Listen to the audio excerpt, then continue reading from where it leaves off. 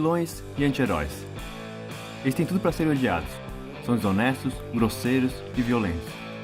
Mas nós não conseguimos deixar de gostar deles, ou pelo menos torcer um pouco por eles. Vamos tentar entender por que isso acontece.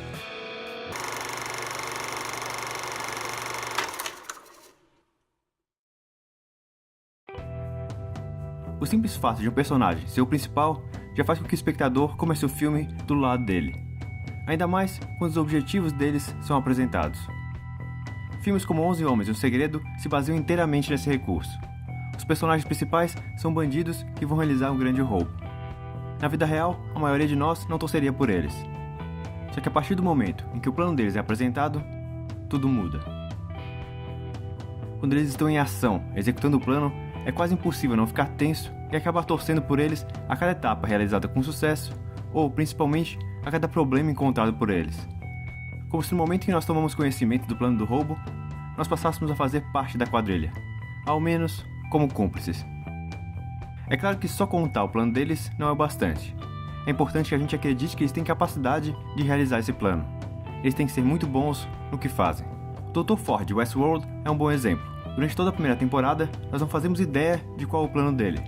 Mas ele parece ser tão bom no que faz, e sempre no controle de tudo, que fica difícil odiar o personagem. Frank Underwood pode ser um psicopata e manipulador, mas ele é um ótimo psicopata e manipulador. Mark Zuckerberg, em A Rede Social, é um personagem frio e antissocial que engana as pessoas que fazem negócio com ele, incluindo seu melhor amigo. Mas ele é um gênio da programação. Tony Stark é um babaca, só que além disso ele é Genius, billionaire, playboy, philanthropist. E ele é engraçado. Existe algo no humor que desarma nossas defesas. Não importa o quão mal seja um personagem, se ele fala ou faz algo engraçado, nós rimos. É difícil odiar alguém que nos faz rir. Mesmo quando o senso de humor é mórbido, como o do Coringa. Se nada disso funcionar, basta ele sofrer.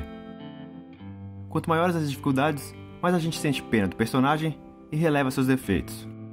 Cersei e Jaime Lannister são o maior exemplo disso. Se perguntasse a qualquer fã de Game of Thrones na primeira temporada, os dois estariam entre os personagens mais odiados.